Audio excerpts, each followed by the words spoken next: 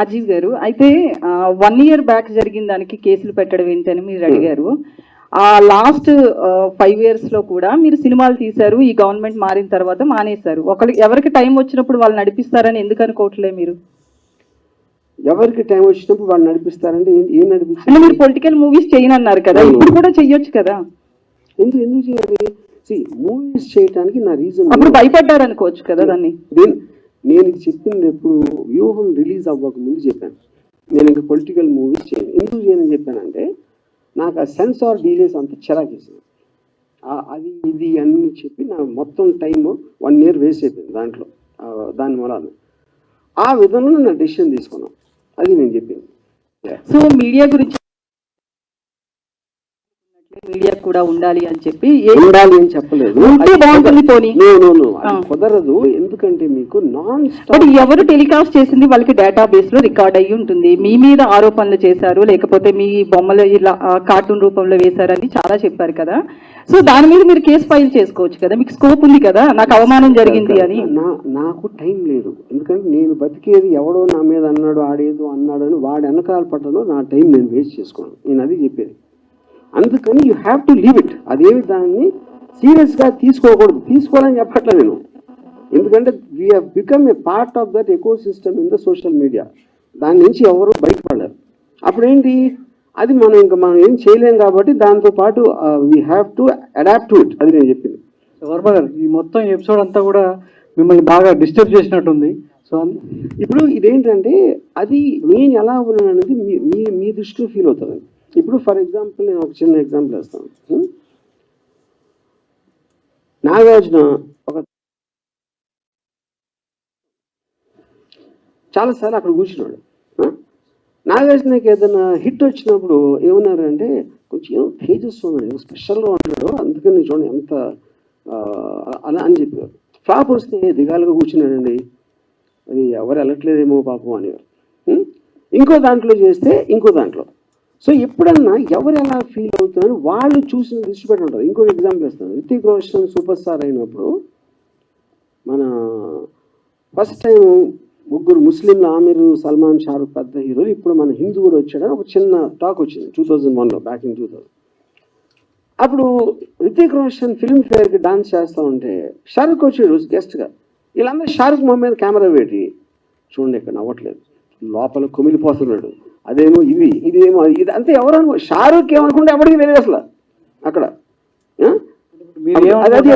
అప్పుడు ఏంటంటే నేను ఎలా ఉన్నాను అనుకుంటే మీకు ఆనందం అనిపిస్తుందో అది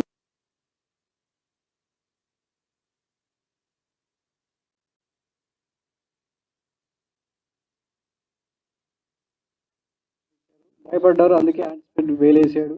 ఏంటో తెలుసుకోవడానికి బెయిలేసాడా లేదా భయపడి బెయిలేసాడా? పోలీసులు అరెస్ట్ చేస్తారు ఏం చెప్పలేదు మీడియాకు, అందుకోసమే పోలీసులు వచ్చింది దేనికోసమో తెలియదు, కానీ మీడియా అరెస్ట్ అనేది ఒక ప్రాపగండా సృష్టించింది అనేది వర్మ మాట. కానీ దాని వెనకాల భయపడి యాంటిసిపేటరీ బెయిలేసారు వర్మ అనేది ఒక మాట. సో దీనికి సమాధానం ఏంటి? మీకు తెలుగు రాదో, నీకు బుర్ర లేదు నాకు తెలియట్లా. నేను రాగానే ఇది ఒక్కటే చెప్పా. ఫస్ట్ మొత్తం పోస కూర్చున్నట్టు జరిగింది, నా కారణం ఏంటి అని చెప్పాక మళ్ళీ అడిగితే ఏంటి నేను చెప్పేది? యాంటిసిపేటరీ బెయిల్ రీజన్ చెప్పాను, అక్కడ జరిగింది ఏంటో చెప్పాను, పోలీసులు ఇంతవరకు నాకు టచ్లో కూడా రాలేదని చెప్పాను, 10లోకి రాలేదని చెప్పాను. మళ్ళీ అది అడిగితే ఏం చేయాలి? నేను నోటీస్కి రిప్లై ఇచ్చని చెప్పాను కదండి. రిప్లైలో ఏమి ఇచ్చారో చెప్పాను. ఎస్ హియర్ అండి. ప్రతిదానికి స్ట్రైట్ గా మాట్లాడేటటువంటి ఆర్జీవి పోలీసుల విచారణకు సంబంధించి మాత్రం వెళ్ళలేదు, యాంటిసిపేటరీ బెయిల్ వచ్చింది, it's fine. At the same time పోలీసులు సెకండ్ టైం నోటీసులు ఇవ్వడానికి డెన్ వద్దకు వచ్చారనేది క్లియర్ కట్ సమాచారం. సెకండ్ టైం కాదండి, సెకండ్ టైం వేరే డేట్ ఇచ్చారు ఫస్ట్ అయిపోయిన తర్వాత. ఓకే, ఆ డేట్ లో నేను 10 o'clock నేను రిప్లై పెట్టాను, నాకు ఫర్దర్ టైం కావాలి, లేకపోతే వర్చువల్ గా వీడియోలో వస్తాను. ఓకే, ఎప్పుడు రాని ఫోన్ ఎందుకు స్విచ్ ఆఫ్ వచ్చింది? అది చెప్తున్నాను. ఓకే ఓకే, అది నేను చెప్పలేదు ఇందాక. నేను 2 o'clock వరకు నా ఫోన్ స్విచ్ ఆన్లో ఉంది. ఓకే, దాని తర్వాత ఇది వాళ్ళు వచ్చింది 10:30కి.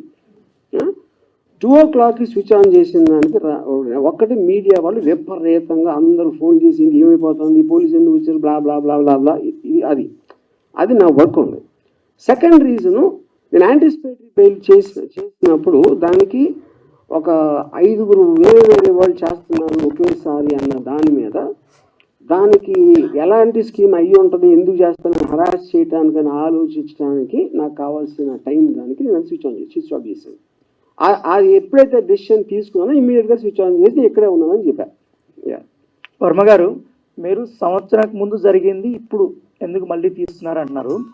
సంవత్సరానికి ముందు మీరు వేసినటువంటి పోస్టులు, మీ అకౌంట్ నుంచి వచ్చినటువంటి పోస్టులు, తర్వాత వచ్చినటువంటి సినిమాలకు సంబంధించి అప్పుడు పవన్ కళ్యాణ్ ఉద్దేశించి మీరు చేసినటువంటి కొన్ని వ్యాఖ్యలు, అప్పుడు జనసేన వాళ్ళు రియాక్ట్ అయ్యారు. కొంతమంది పోలీస్ స్టేషన్ దగ్గర కూడా కంప్లైంట్ ఇచ్చారు. బట్ ఏమనంటే అప్పుడున్నటువంటి గవర్నమెంట్ ఆ కంప్లైంట్లు తీసుకోలేదు. బట్ ఇప్పుడు ఎందుకు ఈ కంప్లైంట్లు తీసుకున్నారు? అది నాకు ఎలా తెలుస్తుంది? మీరు స్పెసిఫిక్ గా చెప్పకపోతే. అది ఫస్ట్ ఆఫ్ ఆల్ గవర్నమెంట్ మీడియాలో అన్నిట్లోనే వచ్చింది, మీ వ్యాఖ్యలు అన్ని వచ్చాయి. ఎక్కడ కాదు వచ్చింది, డిబేటబుల్ డిబేట్స్ కూడా జరిగాయి సార్. మీరు చేసిన ప్రతి ఒక్క ట్వీట్ గురించి ప్రతి ఒక్క ఛానల్ డిబేట్ కూడా జరిగాయి. పొలిటికల్ దాంట్లో అందరూ డిబేట్ చేస్తారు, జ్యుడిషియరీలో స్పెసిఫిక్ కేసు చెప్పాలి. ఇప్పుడు ఎక్కడ స్పెసిఫిక్ కేసు కాబట్టి మాట్లాడుతున్నాం. ఎగ్జాక్ట్ గా నేను అదే చెప్తున్నా.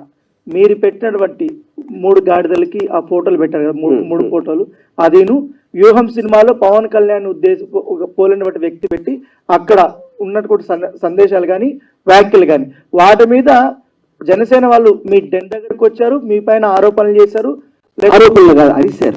అరిశారు. తర్వాత మీరు కూడా ప్రెస్ మీట్లు పెట్టారు. వాళ్ళు కేసులు పెట్టా కూడా కేసులు తీసుకునేది అప్పుడు ప్రభుత్వం. నేను అదే అంటున్నా, ఆ కేసు ఎక్కడ పెట్టారు నాకు ఎట్లా తెలుసు? ఆంధ్రాలో విజయవాడలో పెట్టారు. వచ్చి అరిసింది డెన్ దగ్గర. ఎక్కడ పెట్టారు కేసు చెప్పండి, ఏ స్టేషన్ చెప్పి పెట్టారు? పంజాగుట్లో కూడా కేసులు పెట్టారు, బట్ తీసుకోలేదు అప్పుడు. నేను అదే అడుగుతున్నా, పంజాగుట్లో ఎలా పెడతారు అంటే ఎలాగంటే నా జ్యూరిస్డిక్షన్ అన్న అభిమానులు మనోభావాలు దెబ్బతిన్న తర్వాత అది ఓకే. నేనేమంటున్నానంటే పోలీసు కేసు తీసుకోకపోతే నేనే ట్రాన్స్ఫర్ చేస్తాను దానికి. పోలీస్ డిపార్ట్మెంట్ ఇస్ డిఫరెంట్, నాకు సంబంధం. I'm film maker.